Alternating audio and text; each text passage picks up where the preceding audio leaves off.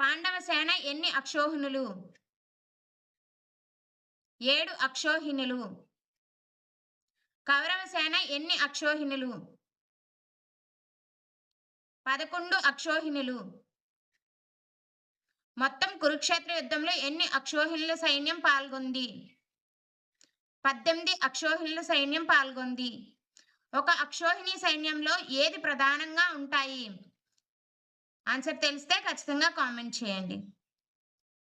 ద్రోణాచార్యుడు చనిపోవడానికి కారణమైన అబద్ధం ఏది?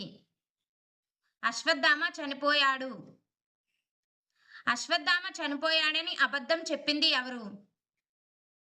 ధర్మరాజు. శల్యుడు సేనాధిపతిగా ఎన్ని రోజులు ఉన్నాడు? సగం రోజు. 18వ రోజు ఉదయం నుండి మధ్యాహ్నం వరకు. అశ్వత్థామ సేనాధిపతిగా ఎప్పుడు మారాడు?